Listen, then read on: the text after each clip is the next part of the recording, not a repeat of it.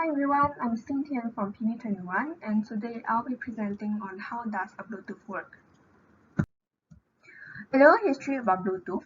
The Bluetooth standard was originally conceived by Dr. Jack Hudson back in 1994. He and his team had this goal in mind to create a pair of wireless headsets. 5 years later, they made a breakthrough and created the first hands-free headset. However, this version was not without flaws.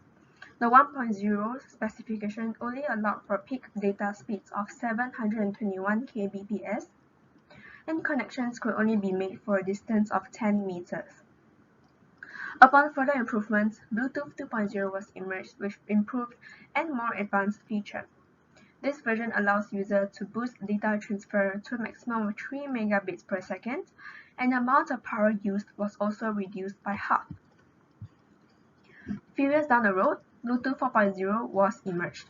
It is primarily created to send data to devices such as smartphones on a regular basis while conserving energy. Companies in the health and fitness industry have taken advantage of this new feature by developing a variety of devices that can monitor and transmit physical data to a smart device. The latest version of Bluetooth now is mainly for streaming audio applications. It is able to transmit audio to numerous users in multiple languages with crystal clear sound. Bluetooth is a huge part in our daily lives and we use it almost every day and everywhere. It is equipped in almost all of our electronic devices, such as earpiece, tablets, phones, televisions, speakers, etc. And it is one of the most common ways for electronics to communicate without using wires.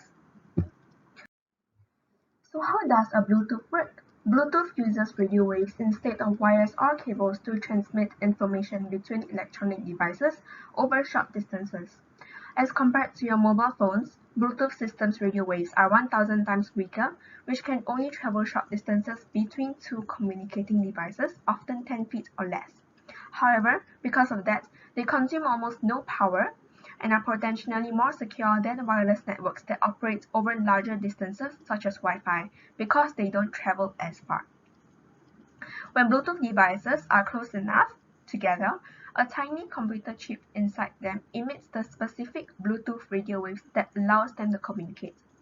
The communication between the two Bluetooth devices are called piconet. To put it simple, piconet is a network of Bluetooth connection devices.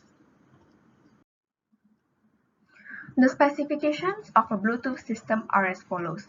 Rate of transmission is less than 100 milliwatts. Radio frequency spectrum is at 2.4 GHz. Minimum receiver sensitivity is at a range of -70 dBm to -82 dBm. And it uses binary Gaussian frequency shift keying modulation scheme, which I'll explain in detail in the next slide. As mentioned previously, Bluetooth uses binary Gaussian frequency shift keying modulation scheme, which is also known as GFSK modulation scheme. It has a bandwidth bit period product of 0.51 and modulation index of 0.32, which is proportional to the peak frequency deviation. Additionally, a pulse shaping Gaussian filter is applied to the baseband waveform before applying it to the carrier. This is to reduce the spectral width of the modulated signal. And the graph above shows the relationship between power and time. From the graph above, since only the frequency varies in the GFSK modulated signal while the amplitude stays constant, the power is flat, which means the power is at 0 dBm across the duration of the GFSK modulated scheme. All in all, Bluetooth is a low-cost, low-power radio frequency technology for short-range communications, and it can support point-to-point device communication and can be used to replace the messy cables and wires, making it easier to carry around.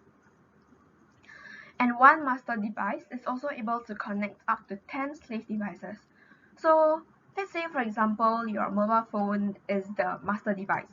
It can be connected to your earpiece, your televisions, your speakers, your game box, etc., etc. These are one of the few reasons why Bluetooth technology are very popular and used broadly nowadays. Thank you.